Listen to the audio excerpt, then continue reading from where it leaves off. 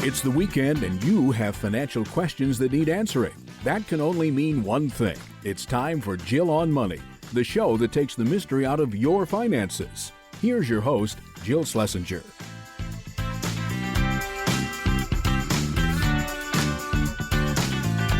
Welcome to the Jill on Money Show. This is the program that takes the mystery out of your financial life. And we do that by answering your questions. So if you've got one, anything that's going on in your life that is remotely associated with a dollar, go to our website, jillonmoney.com, click the Contact Us button, write your note, and if you'd like to join us live, just check the box. And executive producer Mark Talercia will do everything else. He is the best out there. While you're on the website, don't forget to sign up for the free weekly newsletter. It comes out every Friday. It is chock full of great information. Let's get this show started. We're going to Yoni, who's on the line from New York. Hello, Yoni. Welcome back. Yoni's a recidivist appearer on our program. So hi, Yoni. What's going on? Hey, guys.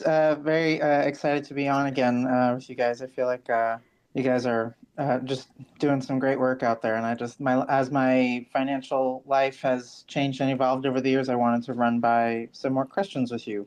Great. Tell us what's up. How old are you? So I'm 34 years old, and I am wondering if I am maybe being too cautious with my savings, and if perhaps I should reallocate some of my savings to my taxable investments.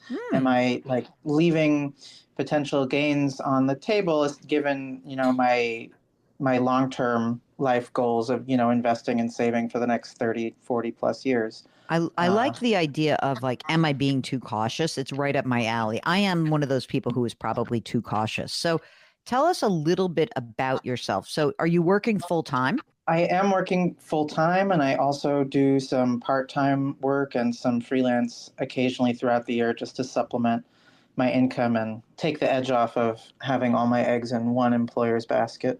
How much is your full-time salary, your base plus bonus? Base plus bonus comes out to about 120. Okay. And are you making retirement contributions on that income? Yes, I put in a 5% Roth into a Roth 401k, and my employer tops it up with 8%. Wait. Traditional match. They put in automatically 8% in traditional? So yeah, the employer's contributions are pre-tax dollars, but my contributions are eligible for Roth. You're putting 5% into a Roth. Your employer is contributing 8%, and that's on your $120,000. Now, you said you also have part-time and freelance income. About how much is that on an annual basis? On an annual basis, that probably brings in about 30 to 35 grand in addition. And are you making any contributions on that income? Are you putting some money in a Roth IRA or doing anything else with that money? Yeah, I max out a Roth IRA as well as contribute to a Roth 403B because one of the part-time gig is actually a teaching position at a local college. Okay, great. So why don't we just go through some of the balances? Your current 401k, how much is in there? That's about 40 grand. Okay, great. And the Roth 403B? That has about 10,000 in it. And the Roth IRA? That has about 120 in it. Ooh, that's good. And do you also have a brokerage account? I do. And there's also a traditional IRA from a rollover, though I don't contribute to it at this point. And it has another 10,000 in it. I have an idea about maybe how to consolidate that. Okay, and the brokerage account has how much? About 120. Wow. Are you partnered, single, married? What's your status? Engaged, actually. Ooh, exciting. And your fiancé, do you guys combine your incomes and all of your financial lives, or do you keep things separate? Everything is completely separate. Okay. So we're not going to worry. I mean, just to know that you're going to have, I guess, of course, when you get married, what you have to understand is that you are bringing together finances. Do you think you'll be filing jointly? I don't know about that, and I should do more digging because my dad is actually a CPA. So. Oh, perfect. Well, good. He can help you out. Sometimes filing, when you're married and you file as individuals while you're married, sometimes it's really not great. So I would, if your dad is inclined to help out in this endeavor, I think it might be worth it. It might be better for both of you to consider yourself married filing jointly. Then you would just be jointly filing for taxes. You can still keep your money separate. Do you guys live together right now, or do you have separate residences? We officially have separate residences. Okay. And do you own or rent? We own two apartments, one each in a co-op, and they're right next door to each other. Oh my God, that's amazing. And are you going to sell? Are you going to combine? What's going to happen here? Well, neither. We are leaving it as is. We use one as essentially for guests and as a staging apartment essentially, and a spare kitchen and bathroom as we need it. We got very lucky with the setup, and Wow. we've looked around about potentially selling and upgrading, but I mean the market in New York is just so insane. It would cost so much just in transactions alone that nothing we've found seems to make that going through that journey worth it. I feel like this is why, like, is the foundation of a great relationship. Two adjoining apartments, but they are separately maintained. How much is each of those apartments worth? So the one that I own has been appraised a few years ago at 365. So it's got to be four. Let's just say four-ish. And what about, is there a mortgage on it? There's a 30-year fixed at 2.5%, and there's about 195,000 left on it. Wow, that's great. And what about the second one? The second one is appraised it's smaller, so I don't know where it lands honestly, and it's in my fiance's name, but he also has a 30-year fixed on it, and it's at like 3.25 or 3.325, I think. Wow. And he's got less than 100 grand on that mortgage for sure. So maybe if it's worth, is it fair to say it's probably worth around 300, his place? Yeah.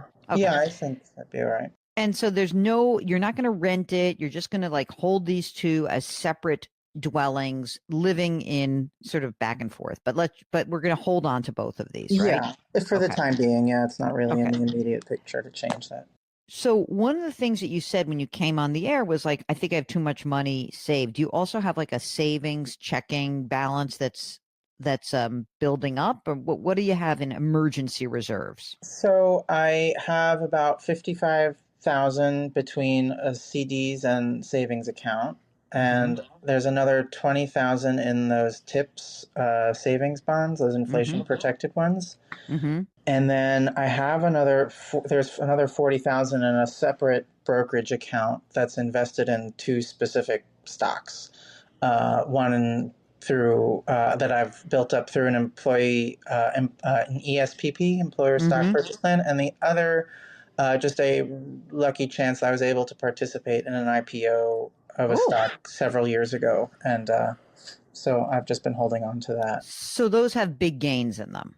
Yeah, the ESPP not so much, just because it slowly accumulates, and the stock hasn't. I mean, it's done well, which is nice, but the IPO did very well by comparison. We'll get back to Yoni in just a minute. If you'd like to get on the air with us, go to JillOnMoney.com and click the Contact Us button.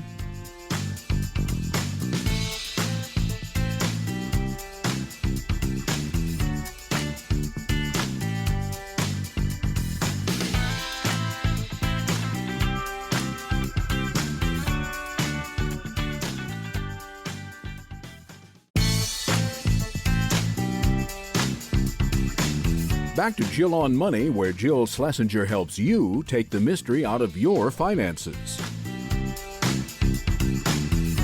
You're back. It's Jill on Money. Let's get back to Yoni from New York City. Do you have any losses sitting in the $120,000 brokerage account by any chance?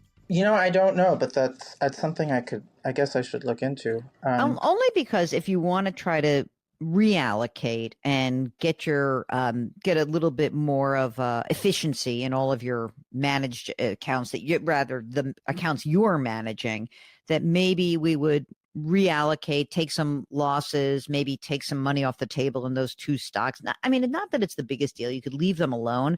But if you felt like, oh my God, today I would never put $40,000 into these two things, then sometimes it's worth it just to say, hey, do I have any losses? Did I buy some bonds at the wrong time? Did something not work out? And maybe, I mean, I know the market's done incredibly well this year, but there's some stuff, sometimes it's legacy stuff that's floating around, and you never know, you might be able to take some losses against some of those gains, reallocate, and you might be in a better position going forward. Again, not necessary. It seems like you're in very good shape.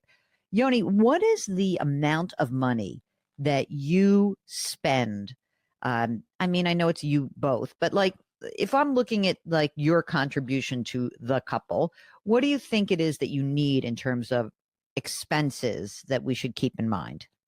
I, on average, over the course of the last couple of years, probably spend around 7,000 a month for Okay. me and all my contributions. That includes, everything from splitting the grocery bill with my partner to, the things that I buy just for myself.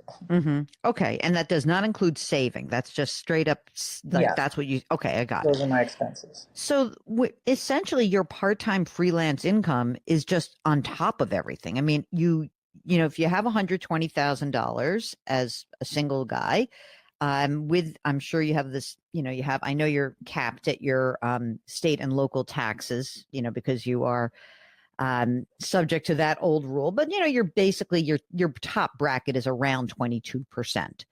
And so that it indicates to me that you're able to, after putting money into your retirement account, you're living on your take home pay from your full-time job. And then that means that your part-time freelance is like extra money, extra cash flow, but you're using that to save a lot of money. And you've saved a ton of money. You're in very good shape. Now that leads me to your question, which is, are you over saving? I don't know. You tell me, how safe is your job? Uh, well, I've lost jobs in the past, so which is why I've cultivated the other revenue streams Mm-hmm. over the years because, I've got come to feel like having one employer is the equivalent of having one client, Mm. uh, and it has felt safe. I've been here over 3.5 years now. It's a very large, corporate environment that I've never been in before, and it's quite massive. So it feels secure, but I Who mean, knows? I know the future as well as the next guy. Right. So look, I think that then I'm not going to tell you that you're over saving. I think you're doing a great job. I think, essentially having 75 grand in safe stuff, right? You're 55 plus the 20. I'm not including the other, the other brokerage account, but that's like a good amount of money. 75 grand is probably where you should be. It really is, because the world is weird, and I don't know, if you look at maybe your partner's safe money and you put it together, you're probably good for 6 to 12 months, and that's kind of really as much as I could expect at a 34-year-old. But I also want to be clear about the whole apartment thing, that if the blank hit the fan, the other thing to consider is like, if we make different choices, we have a lot of equity in our homes, and we could certainly sell one, and we could, make different choices, but you seem to be in very good shape. I just noticed a couple of things. One is maybe we look at the two brokerage accounts together and see if we can find some tax loss harvesting. The other thing is, you said you have that traditional IRA that's still floating around. Yeah, And I held on to it only because I'm nervous about the tax bill that would come if I, and then using up that there's liquidity. no reason to liquidate it, but you can move it into your current traditional retirement account. I think you should find out from your employer if they'll accept a traditional IRA asset to flow into your, because I know you said your employer is putting 8% into a traditional. Maybe you could just combine that and say, hey, I have an old IRA account. Can I roll it into the traditional part of our 401k? That's a question for your benefits people to see if they'll accept that. Interesting. I never heard of that before. Yeah, it's just a way to consolidate some of the money that you have. And then of course I want you to make sure you talk to your dad about the tax issue. And maybe you talk to your dad also about the idea of looking at whether or not there are some brokerage account losses to take. And then the last thing I will say is that, you and your partner are getting married. So I think a little estate planning might be next up. Do you have any documents right now? I do. I need to get them notarized, but I also think it's time to revisit them given the change. And I That's think right. I was hoping to do it with a one fell swoop with like a prenuptial agreement as well. I don't know if Oh, look that's at you, a prenup. I don't know if that's a thing, like to one stop shop for people who are getting married to do their prenup and their estate tax all in one place. Well, I'm going to tell you two things. That my experience is they're two different lawyers. The issue with a prenup is that do both of you agree that you should have a prenup? It's not a conversation we've explored in depth, but it's come up conversations around like, well, if something were to happen, I want to make sure that like my partner's mother is still alive, and he definitely has expressed his wishes to make sure if something were to happen, some of his money would go to her. Mm-hmm. And I said, that's absolutely, we could just all we have to do is put it in writing. Yeah, I mean that's for part of the estate.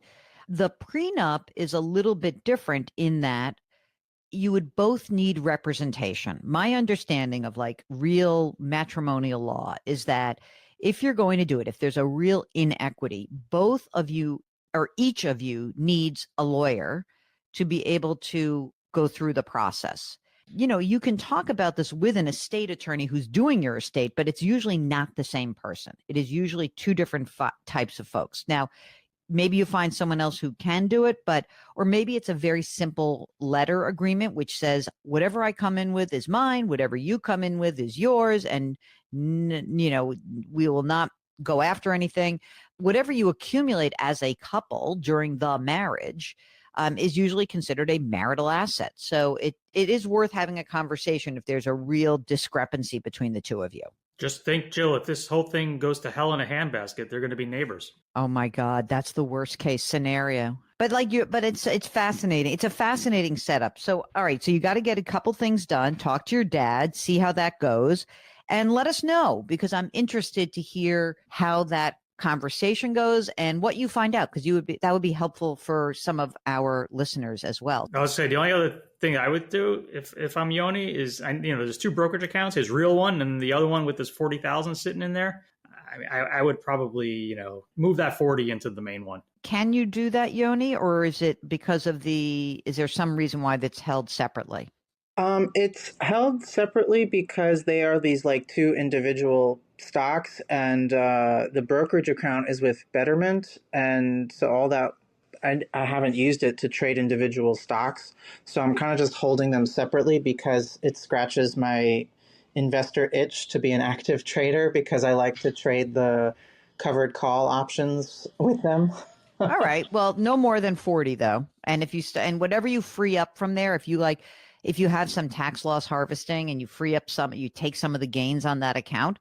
I want to pinky swear that you're going to throw that money into the main brokerage account, really like the supplemental retirement account, essentially is what the Betterment account should be. Okay. For sure. I try to target, I have in my budget, my annual budgets or my monthly budget, this target of putting like 33% between like savings, retirement, and general investing. Should I pare back on how much I ultimately put in and just increase how much I contribute to? Yeah, I mean, I think that you can think about maybe accelerating the contribution to a Roth 401k or increasing the amount of money you put into your brokerage account. I think I'm more partial towards the Roth part, but you do what you need to do. It's the Jill on Money Show. We'll be right back.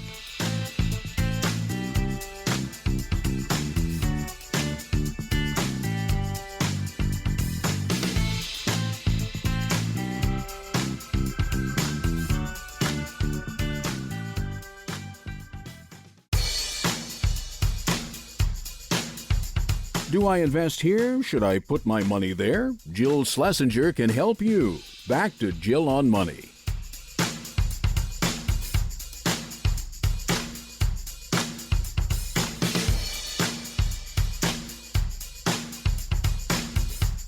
You're back. It's Jill on Money, and we are here trying to help you navigate your financial journey. And one of the ways that we do that is we conduct live webinars. But, and there's a but, you've got to be a member of Jill on Money Live. And it's only $35, so don't go crazy. But for $35 for the next 12 months, you will have access to quarterly live webinars, the back catalog of all the webinars, including the one we just conducted about year-end financial planning and tax loss harvesting, as well as more special content. $35, 12 months, Jill on Money Live. I think you'll be happy you did it. Otherwise, check out all the free content that lives at JillOnMoney.com. We've got videos, we've got the blog, we've got resources. So you might as well just bookmark JillOnMoney.com because we refresh that content all the time. All right, right now, let's get to an email. This is from Daisha, whose subject is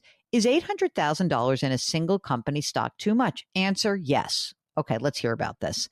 Daisha says, my husband has worked for a company for over 25 years and has accumulated almost $800,000 in a profit-sharing trust. The company has just recently introduced the ability for employees to diversify, and we are discussing the idea of putting half of that money into small and large cap equity index funds. Your thought, given the fact that my husband would like to retire in 4 to 5 years. Oh, God, I'm so into this idea. And I'm not sure why you'd stop at 400. You're going to have to pay taxes. That's going to be painful. I understand that. However, I'd love for you to make sure that you get this money diversified. You are only 4 or 5 years away. If the worst, I don't know how much you guys make together. If the worst case is that you're paying 23.8% on the gains of this, so be it. It is so scary to me to have all of that money in one single stock. And I'd also love to hear more about you, Daisha, in terms of like, well, how much money do you make? What do you need? What other money have you saved? This is all part of the process. So get back in touch with us. But yeah, diversification. Thank you very much. I would love that. I really would. This next question is from Chris, who writes, stay the course with pension or go private for big bucks? I like that question. So this is a dilemma that Chris has and says, I have 20 years into a pension plan and making good money, about $180,000 a year. But the idea of going private and making great money, $250,000 to $300,000 a year, and foregoing the years of service in the pension is out there. Well, Chris, this might be tantalizing, but I don't know if it's going to work. I really would love to know, what is the pension benefit right now? And what does it mean to do 10 more years? Usually most pensions kind of max out at 30 years.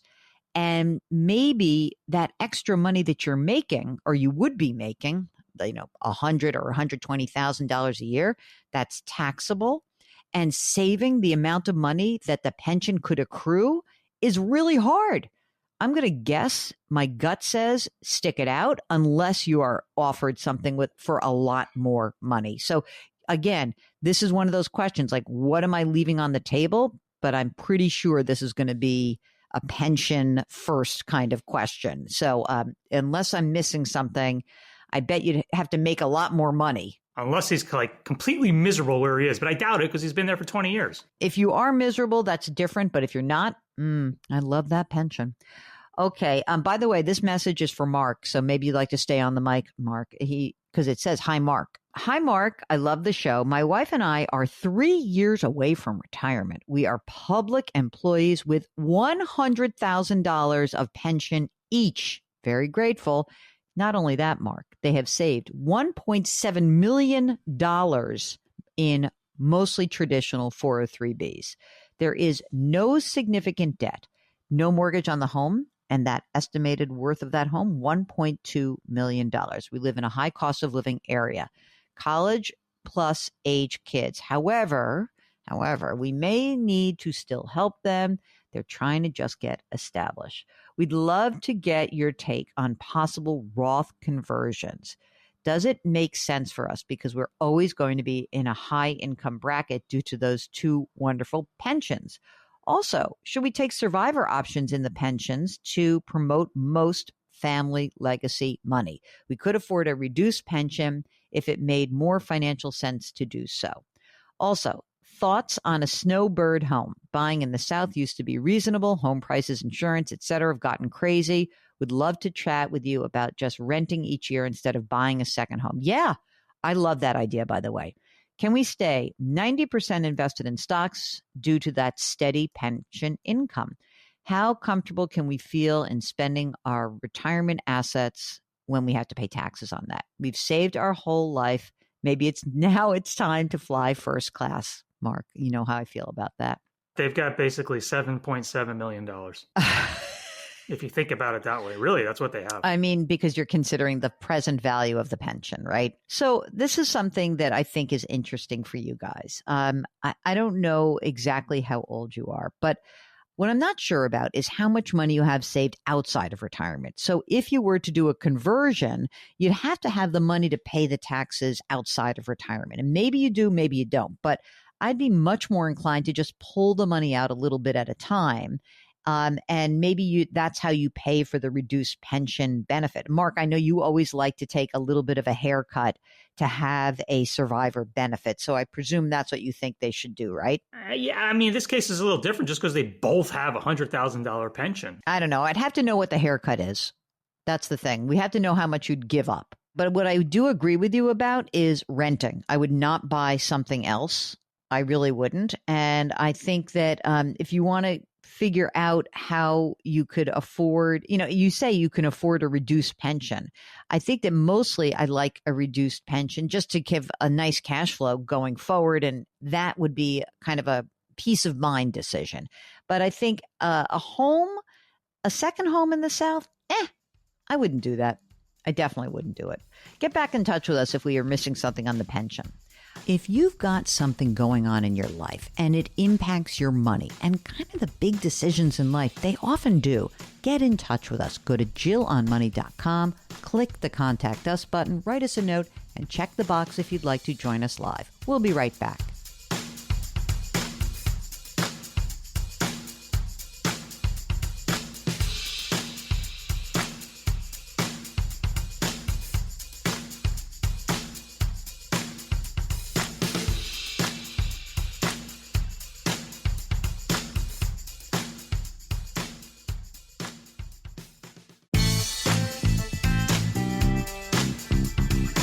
401ks, IRAs, refinancing, she covers it all. Back to Jill on Money with Jill Schlesinger.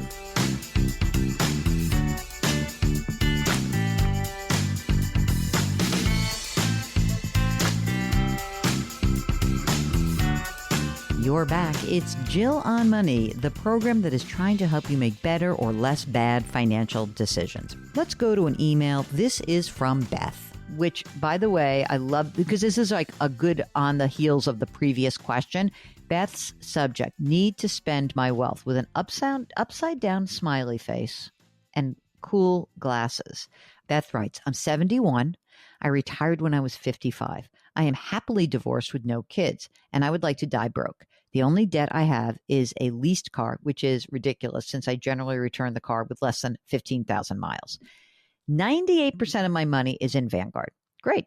Mutual funds, exchange traded funds, and money markets. I have $2 million. Sorry, I have to laugh at this. I read ahead, and that's why I giggle a little bit, guys. Sorry. I have $2 million in a brokerage account, $1 million in an IRA, $800,000 in a Roth. I have always done my own investing. I do my own taxes. I receive $3,500 from Social Security. That also includes IRMA taken out. And I also have a $1,700 a month pension. I spend $6,500 a month. I've been a compulsive saver, and I would like to spend more money. I have traveled in my earlier years, and hopefully I will never get on a plane again. My co-op is only worth $200,000. There's no mortgage. My friends spend money on travel and restaurants. I eat healthy. Food is my medicine. I rarely go to the doctors. I've been eating out more, but not enough to deplete my savings. I was a snowbird for 10 years. However, I sold my place last year, and I'm on the fence regarding selling my co-op and renting and buying something else. Please help me to, quote, learn how to spend more money. Thanks. Beth, you know what? I'm not going to be able to do that. This is who you are. I get it. But I will say, since you are 71 and you do have $1 million in an IRA, maybe what you should do is, if you really want to start spending your money, why don't we think about a qualified charitable distribution from that IRA account? You can send $100,000 a year or I think it's 105 now, to a charity, a public charity, directly from your IRA account. Wouldn't that be fun? Maybe I can get you to spend money if it's for a cause that you love. Otherwise, I don't know, like you don't spend money. I don't feel like you're going to do that going forward. Go do something fun or give a bunch of money away. That's fun. I love that. All right. Now, here is one more question. This is from Tracy, who writes, I will be inheriting a large sum of money from an irrevocable life insurance trust in the near future. I want to be prepared to handle this money when the time comes. It will be about $600,000. Okay. My husband is 67. I am 64. We're retired. We are currently budgeting on our pensions and my husband's Social Security.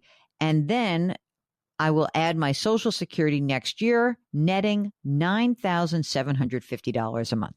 That's pretty good. Okay, they have, you ready for this? $1.9 million in a 401k. It's in a company 401k. $500,000 in a rollover IRA.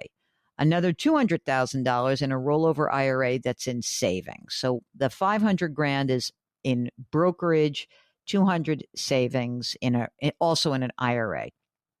Another 220,000 in some savings, some designated for home stuff. A $580,000 house that's paid off. Another $183,000 in a brokerage account. 40 grand in CDs and savings bonds. Okay, so here we go. They're going to get $600,000. Here are the things that they are considering. I initially put it into a savings account. No, I don't love that idea. Split into some different credit unions to, make sure you're underneath the limit. I'd like to consider investing some. I'm thinking of putting some into a second brokerage account.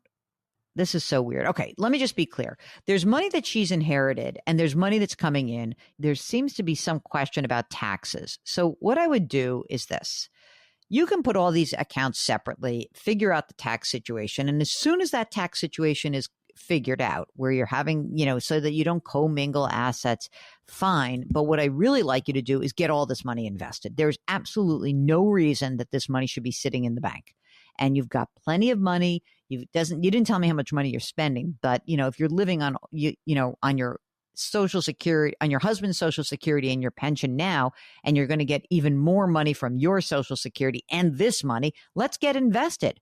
Know what I might do though? I'll tell you what, I might look at that company 401k and think about starting to convert some of that to a Roth. So I need to know a little bit more about you guys, but the only reason I would keep that money in cash right now is if you're planning to slowly convert some of this money, and maybe not even so slowly. I might get that done. I'd love to chat with you more. I wonder if you're a little bit nervous about this tax situation, and maybe you shouldn't be. Maybe we could look at the numbers and we could look at what you inherited and we can make a determination as to whether or not you will have a big tax liability. Lean on professionals during these times. Look at what you have, but also do a projection to see what you might need to keep set aside for tax purposes. And, again, I just love the idea of converting your $1.9 million. Maybe it's not all at once. I'm not telling you should do that, but maybe it's going to be a couple $100,000 a year. Maybe it's going to be $150,000, whatever maybe would keep you in the 24% tax bracket, which sounds like kind of where you are going to land for all intents and purposes. I'd love to get that money out. I'd love to pay the tax that's due right now and not roll the dice on the future. So give us a holler if you need more assistance. If you've got a question, just go to JillOnMoney.com and click the Contact Us button. We'll be right back.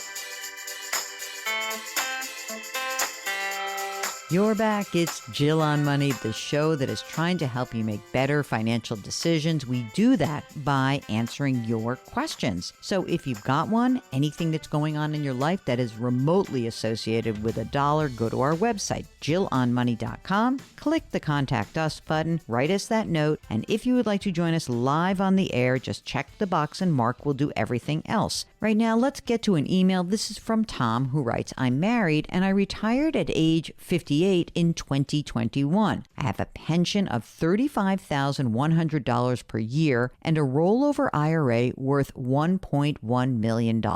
My spouse doesn't work and we have no debt. We have $550,000 in savings and money market accounts and $60,000 in a brokerage account. My current plan is to wait to claim Social Security until my full retirement age of 67. During that time, I'll live off my pension and savings. I do plan to spend down these accounts during retirement, so I'd like your advice on what I should be doing with the IRA as well as the cash. Well, Tom, you left out one big piece of information, and that is how much money you need to spend every single year above that pension amount. So without that, I don't think I can give you very specific advice, but I would like to plant a seed with you. And that is, maybe we should be doing something a little different. Maybe you should be pulling money out of the IRA while you're still in a low tax bracket and get that money out, pay the tax that's due, and instead invest some of the money that's in savings into the brokerage account. My fear is that if we just wait until your Social Security claiming years, then your tax bracket could actually rise. And that IRA is just going to compound and get bigger and bigger, forcing you to take those required minimum distributions out at a time when you may not want to. So get back in touch with us, and I hope that helps. If you've got a financial question, go to jillonmoney.com.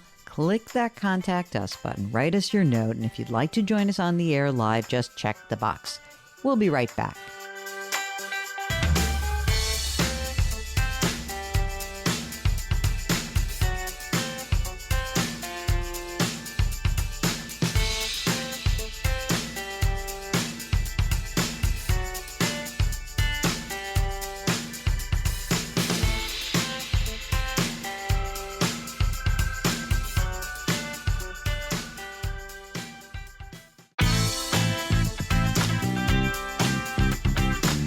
It's the weekend, and that can only mean one thing. You're listening to Jill on Money, the show that takes the mystery out of your finances. Here's your host, Jill Schlesinger.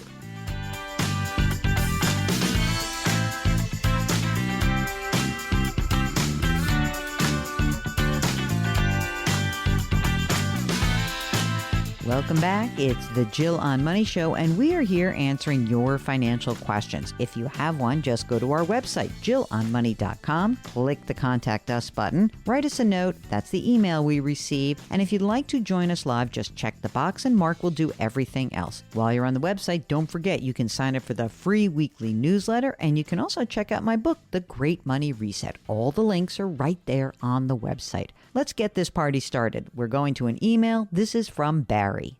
I am 67 and I have reached my full retirement age. Should I start taking Social Security now or dip into my 401k and wait until I turn 70? What should my withdrawal strategy be when it comes to pulling money out? 401k, Roth IRA, or savings account? Which one should I tap first? Thank you so much for reading this and for your help. So, a couple of things here, Barry. One is that unless there is some nasty diagnosis or really short life expectancy for you, I think that it is probably better to wait until you turn 70. And that waiting period will also give you an opportunity to pull some of the pre-tax money out of your 401k and use that to live on. Now, you didn't give us the balances of these accounts, but in general, if we can get more money out of your 401k before you turn 75 and the government forces you to take that money, I think you'll be much happier. So in general, we like to kind of keep that 401k flowing as like the engine of your income, or, pretend you're getting like a pension check, and then what we would perhaps consider is maybe tapping the savings account. But again, I don't know how much money is in there. So I think kind of depends on the amounts. But most importantly, I think that delaying until age 70, that gives you that extra 8% or so a year. What a big advantage. And that, by the way, that higher amount is also inflation adjusted. So kind of great on both sides of it. Okay, this question is from Sarah. Sarah writes, hello, my husband and I have a money market with about $105,000 in it, and I'd like to use about $10,000 of that account to pay off one of my son's loans. One loan is $5,000 at 7.88%, and the second loan is $5,000 at 6.34%. Do you think this makes sense, or will we pay too much capital gains when we withdraw money from the money market? Our annual income is $100,000. We have no mortgage, no car loans, just 2 federal college loans, and we're paying about 4% interest. Okay, so here's the thing. I don't know how much money you guys have total in terms of, like, you have $100,000 of income, but you have no mortgage, you don't have car loans, do you have retirement funds? I don't know if this is like the smartest or not smartest move for you, but I think that paying off a 7.88% loan and a 6.34% loan is a lovely idea. Now, if you have money market funds, there should be no capital gains unless you sold something previously that created a capital gain. You should be fine. So yeah, go ahead. Why not? You can pay it off. Seems fine. Okay, this is from Diana, who writes, good morning. I love seeing you on CBS Mornings. I'm curious if there is anything more I can be doing for retirement. I was a stay-at-home mom until my divorce, and I started a career in 2017 at age 56. Last year's income was $85,000. I have an IRA, a rollover from an annuity from my divorce, which has a value now of over $600,000. Oh my gosh, it doubled in the past 10 years. I have a 401k through my employer, of which I am depositing 14% of each paycheck, and the balance is $79,000. I have an HSA, which I deposit $110 each paycheck. I just bought a small home, and I pay $1,500 a month. I would love to retire at 65, but I'm not sure if I should because of my mortgage. And I'm active and I love to travel. I've thought about cutting down my hours to 30 hours a week. Maybe that's a good option until I'm 67, at which time I would receive about $2,400 from Social Security. Those are the basics. Okay, is there anything more you could be doing for retirement? This sounds like a really, really good game plan that you have laid out. I always think that if you're an active person and you love to travel, if you reduce your hours to 30 hours a week, maybe you can even work longer. And one other thing to consider is, just like the previous question, maybe for you, claiming at 70 might make some sense, but I'd need to know more about you. But I think you're doing a really good job. I love the idea that you're putting money into an HSA. I mean, I just would be careful. You didn't mention any emergency reserve fund, but I'm hoping you have one. So I'd love for that to be in place as well. Sounds like a good story so far, and still evolving. So way to go, Diana. Okay, this is from Olivia. I love the subject. Can we be done saving for retirement?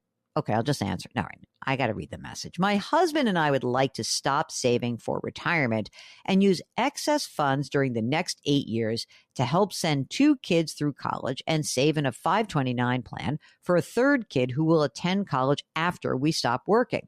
Okay. Any excess savings would be added to our brokerage account. I am 47. My husband is 50, and we would like to retire from full-time work in 8 years when I am 55 and he is 58. Okay, here's the game plan. Ready, gang? They are going to drain $1.1 million in their current pre-tax savings and then also dip into $500,000 of Roth accounts if needed to fund their expenses between 55 and 61 and a half before they start receiving their pensions. Oh my God, their pensions are huge. $95,000 for her, $113,000 for him, but they have to wait till they're 61 and a half. They'll need to net $10,000 a month to live comfortably and pay for healthcare during those gap years. Our house will be paid off when we stop working. We will continue to max out our HSA while we are working. Does this plan work? Can we be done with retirement savings? I think it'll work. Not only do I think it'll work, but I'm not so sure you're going to have to dip into the Roth. I'd be a little bit careful about using excess funds for college just because I don't know, like there's a part of me that thinks that the college years that could kind of drain more than you think. So if your $10,000 a month to live comfortably and pay for healthcare also includes the college years, sure. But I'm very interested in finding out what these numbers amount to because there is a universe where you use all of your pre-tax savings and then you're dipping into your Roth accounts to actually pay for college. And then once you get your pension, you're kind of done. And I don't want that. I'd love for you to have some liquidity. Almost would rather the kids take on a little bit of debt and you can help them if need be, okay? So that to me is something important. I hope that helps. Give us a holler back if I haven't explained that properly. Have you been weighing different options in your life? Maybe it's 2 different jobs. Maybe it's when to retire. Get in touch with us. Go to JillOnMoney.com, click the Contact Us button, complete the form, and we'll get that email. We'll be right back.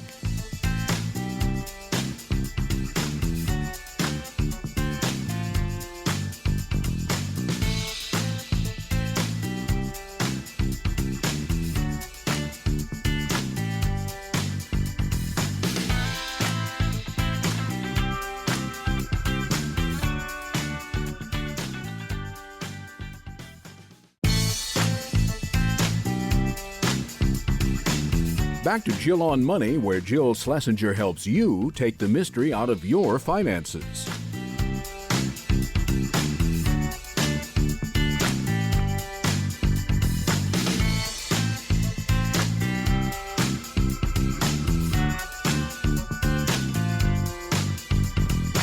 You're back. It's Jill on Money, and we are here trying to help you make better financial decisions. Sometimes it's less worse ones. What we're trying to do is listen to what you want to do, and then we can help guide you, maybe articulate different choices that are in front of you. If you've got a question, go to JillOnMoney.com, click the Contact Us button, write us that note, and if you would like to join us live on the air, just check the box, and executive producer Mark Talercia will do everything else. He is the best out there. That's what Donnie did, and he joins us from Pennsylvania. Hey, so my wife, our family, we have decided to do some major renovations on our home. Mm-hmm. We took out a fixed rate home equity loan at 6.5%, and our payment period is over the next 10 years. Our payment's about $1,250, $1,300 a month, and we are struggling with: do we build up our brokerage for future years? Do we aggressively pay down the loan based on the interest rate, or do we do a hybrid of both? Oh, interesting. Okay, I love this question.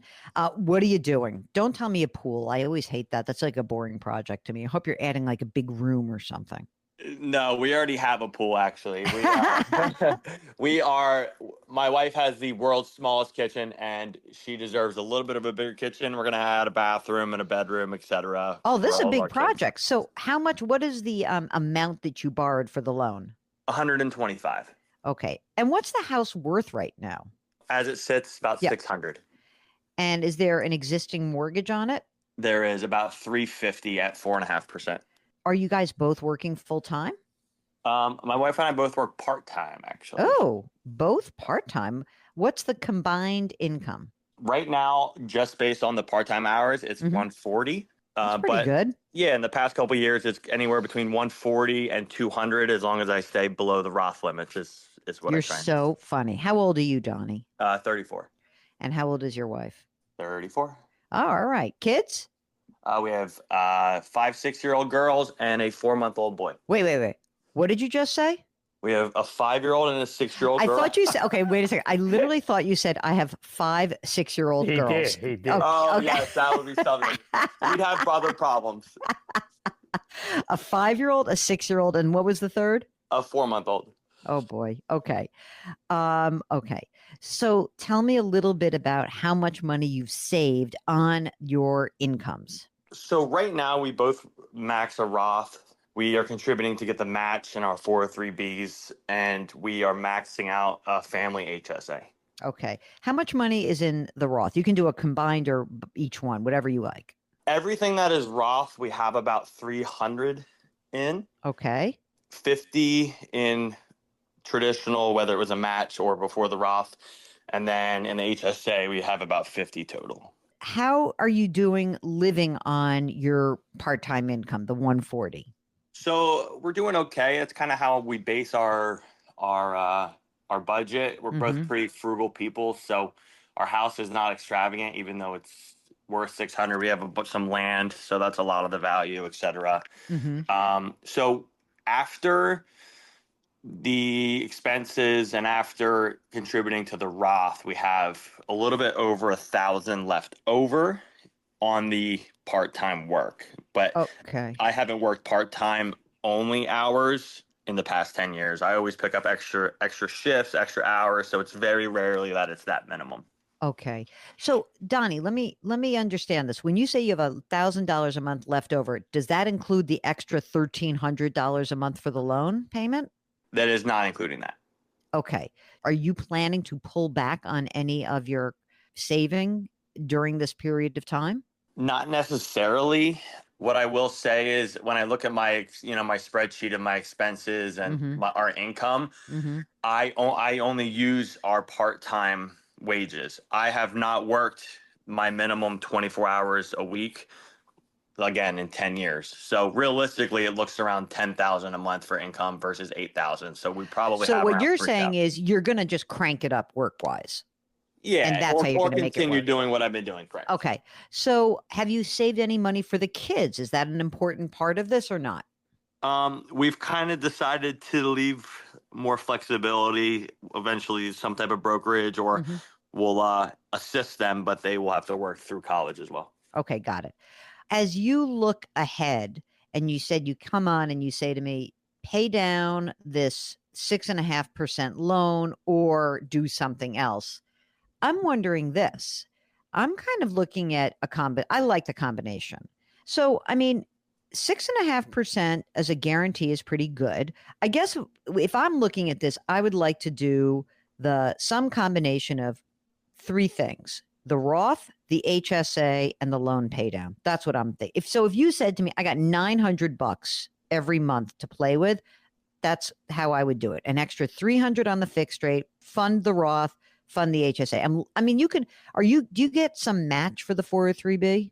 Yeah, it's 2%. And how much are you contributing right now? So I contribute 4%. They contribute 0.5% up to 4%. Okay. So you're not going to pull that back. Yeah. So you're going to just keep doing that. I mean, I would do something, then I would just split it. I mean, you're not going to pull back on the 4% match, obviously. I think I would do a combination. Mark, what do you think? Do you think that 6.5% is a chunky enough interest rate that it demands paying down a little bit quicker? Or do you think we should just forget about it and let it roll? It's only 10 years. I know. It's not like a 30-year mortgage, and it's only $125,000. There's no other than the Roths and what you have in your 403Bs. That's it for your assets. There's no like stockpile of cash somewhere.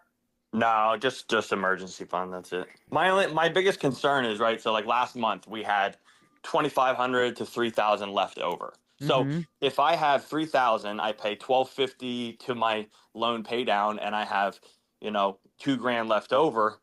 I want to open a brokerage account. Like, do I put 1,000 in the brokerage, 1,000 extra pay down, and just kind of split the difference and do a higher? That's what I'm thinking. Yeah, I think you're going to feel better. I think you don't like this debt. I'm getting that sense. Not right? 6.5%. No. Yeah, I think it's a split. I think opening a brokerage account is good for you guys because you're so young. You're not in a high tax bracket right now, and I think that it gives you flexibility, as you said. If the 5-year-old ends up like killing it and says, I got into Penn, and I could use some extra help, and you want to help the 5-year-old, fine. If the 6-year-old's like the party kid and is like, I'm going into Penn State, and you're like, it seems like that's a nice party school, but like, I don't know if I want to pay as much for that. Like you can make a decision, but you have the brokerage account to give you that flexibility. And if you do think if you really think you'd like to help the kids with education, I would open those 529 accounts, because doesn't Pennsylvania have a good 529 where you get a state income tax deduction? I think you get a small one. Yeah. So that's worth considering, at least for, again, a nominal amount of money. It doesn't have to be now. It could be, that you do it in a few years. You kind of see, like, if all of a sudden your income is not 140, it's really closer to 200, and it goes up a little bit every year. And you say, I got more money left over. I love the brokerage account for flexibility, but the problem I have with a brokerage account is that the tax treatment of that brokerage account is not as good as a 529 plan. And so if you really do think you're going to spend some money towards college, it would be nice to have that beautiful tax treatment of that asset. I'm sure you already know this because you're a numbers nerd, but if you just throw $1,000 a month extra at the loan, you're going to chop it in half. You're going to knock 5 years off. Right. So, I'm okay doing that. If you can just throw an extra $1,000 at the loan and then put it, whatever else you have, brokerage 529s. Yeah. It's a short loan. Absolutely. And I think you're in great shape. Now, 3 kids, do you have your estate documents done? Absolutely. Okay, I knew you would. Do you need another set of ears and eyes on a situation? Give us a holler. Go to JillOnMoney.com. Click that Contact Us button. Write us your note. And if you'd like to join us on the air live, just check the box. It's the Jill on Money Show, and we will be right back.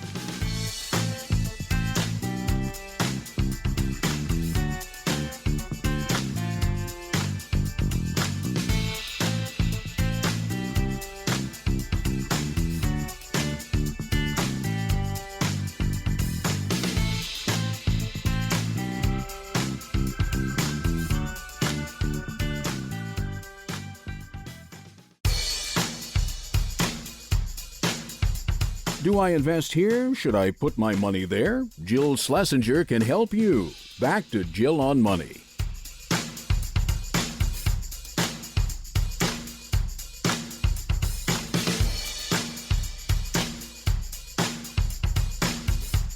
You're back. It's Jill on Money, and we are having so much fun. We are answering your financial questions, which come to us via email, and we get you on the air, and we talk you through situations. Mark and I are both certified financial planners, but we consider this part of our job, just helping to guide you, helping to maybe coach you to a better place, really the best part of our week. So get in touch with us. Come on the air. We'll have so much fun. Okay, let's get back to you. This is an email from Sarah. Hello, Jill. I love your show. I need help planning for my mother's health care.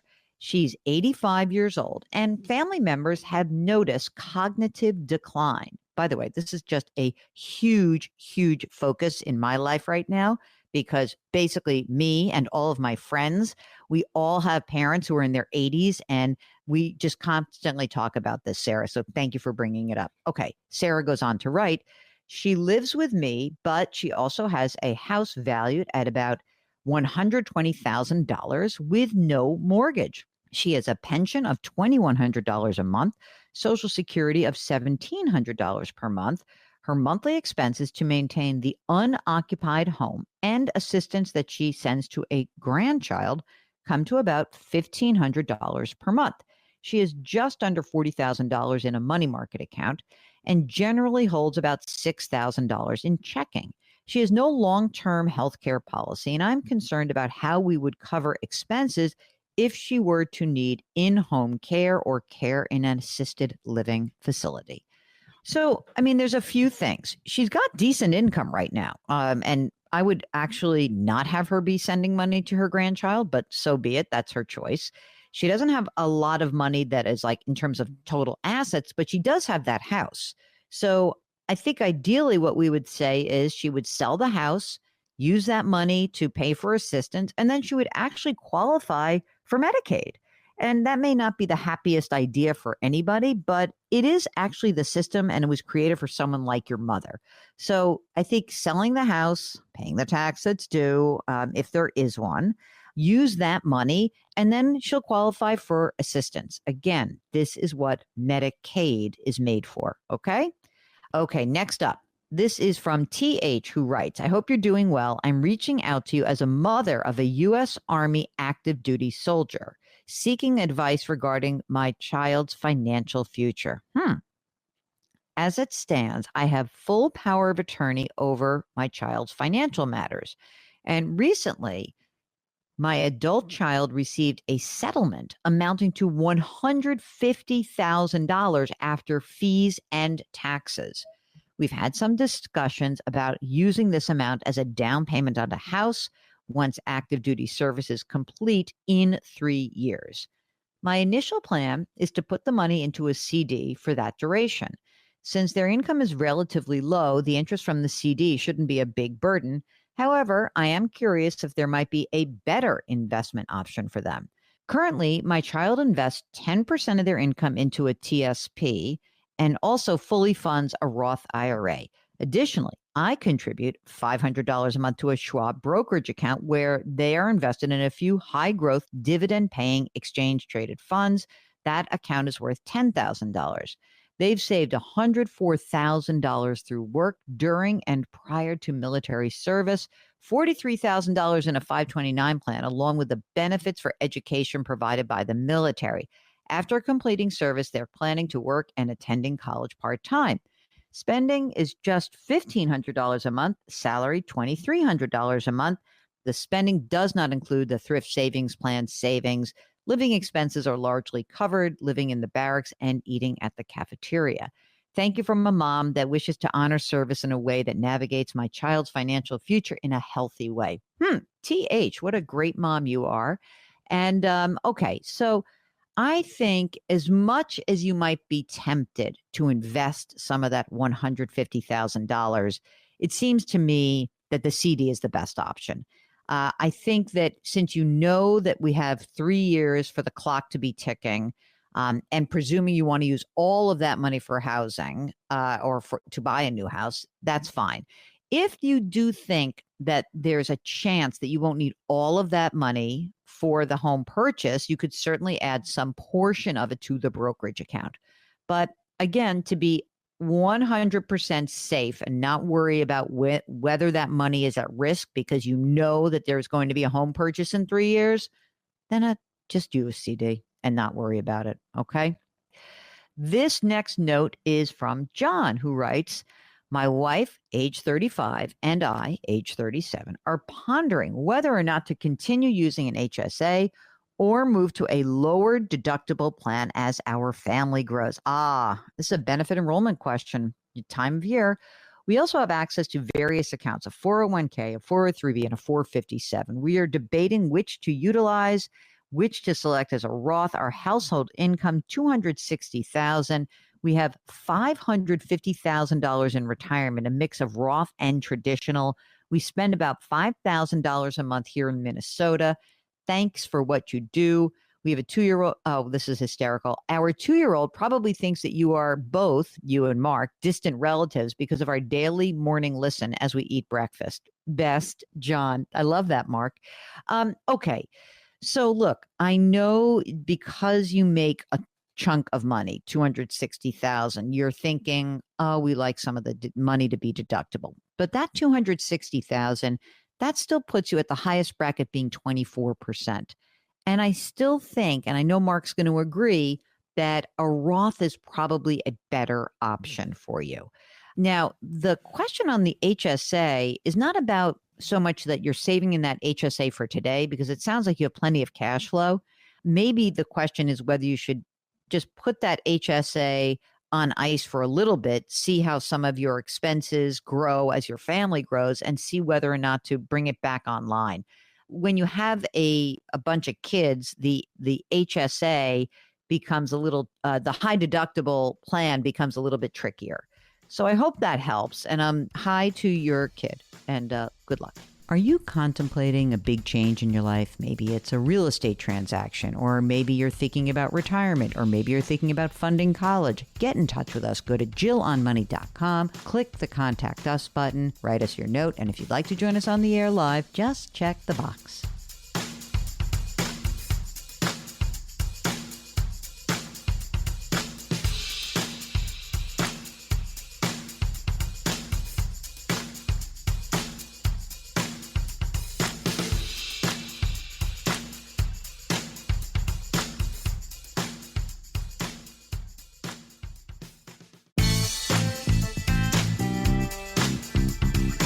401ks, IRAs, refinancing, she covers it all. Back to Jill on Money with Jill Schlesinger.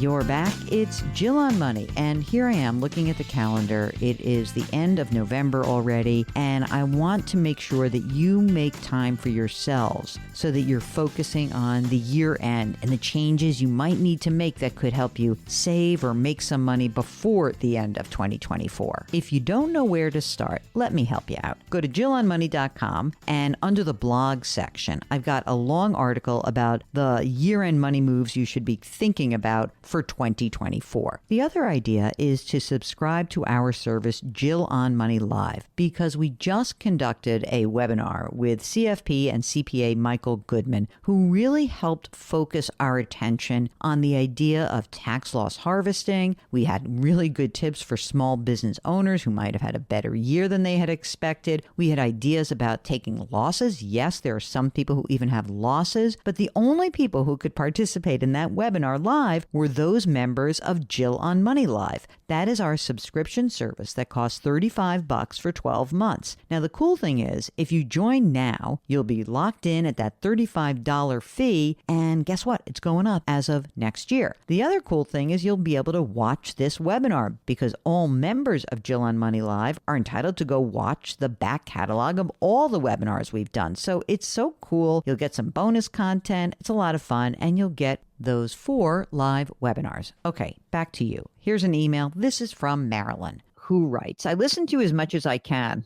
Mark, don't you wish you could say I listen to you? I listen to you a little bit less than I can. Here is our scenario. My husband is 66 and I am 63. He is retiring in February of 25. We owe $190,000 on our house, and the interest rate is 4%. The house is worth $800,000. He has a small pension, a 401k, and a Roth, as well as a deferred comp account. He has put every raise into our retirement. He currently brings home $95,000. I bring home $35,000. I plan on working until I'm 70 part-time at a job that I love. He may also work a part-time job that he loves, but it will not pay for my medical. My question is, should we pay off our house or just live off of Social Security and other money, as well as my income? We have no debt besides our house. No, don't pay off a 4% mortgage. Don't. You didn't mention the value of all these accounts, but there's no reason to pay this off. It's just it's an impulse. You want that to be gone, but there's no reason to do it. And access to your money, as I say all the time, liquidity, access to your money, that is what's most important, especially as you start slowing down. This next message, it's from Jim, who wants to know about buying rental property. So he writes, Hi, Jill. I'm wondering if you're okay with my plan. I have no debt. I have a home that is worth $250,000 and a rental property worth $125,000 that brings in $1,350 a month. I am 60 years old, still working odd jobs, making $40,000 a year. My wife will work 10 more years, earning $80,000. We have no pensions. We plan to take Social Security at our full retirement age, 67. We have retirement funds, traditional IRAs, 403B, and Roths, totaling about $1.5 million. Okay, so Jim says, I'd like to take $400,000 of retirement funds and buy a lakefront rental. I'm already I'm bummed about this. My thinking is that I would be moving $400,000 from the stock market to real estate. And from my spreadsheet, forecasting worst case scenario for rentals, I would still make about 5% on the $400,000. And if history repeats itself, the property will appreciate as well. I'd like to keep the other rental as I like working on it. And of course, we'll plan to work on the lake property as well. It took me 30 years to become debt free, and I'd rather not take out a mortgage. Also, I plan to have family of 5 enjoy the new home, the lake property, as well. I have 3 kids in college, tuition's taken care of. Wondering what you think. Thanks, Jim. I really don't love this idea because I know that you can take the money out because you're over age 59 and a half, but you have to pay tax on the money you're going to take out. And I certainly don't want you to use Roth money for this. I guess the one missing piece of this equation is it sounds like, you've made good choices. You have a lot of money saved, but how much do you spend? So if your wife is going to work 10 more years, again, she's 54, what that next 10 years is fine, but what happens after that? What is the amount of money we need to think about you guys spending? If you're totally fine, I guess it's not the worst thing in the world. I just hate sucking out all that liquidity. Again, there's that word again, that access to cash so early in your lives. So I'd love to talk to you more about this. I get that you don't want debt. Is there a possibility where we get rid of some piece of property? Because even when you look at I'm removing $400,000 from the stock market, you're taking $400,000 out of your own hands to fund your retirement. So it's worth understanding why you think this is actually doable. And I have a sense that perhaps it has to do with the fact you don't spend all that much money. I still love access to my money, but I just don't know. I want to know more about you. I want to know what you're spending, and I'd love to bring you on the program to talk this through a little bit. Maybe I'll come around. I could. It is possible. If you'd like to ask us a question, just go to JillOnMoney.com, click the Contact Us button, write us a note, and if you'd like to join us live, all you need to do is check the box. Jill on Money. We'll be right back.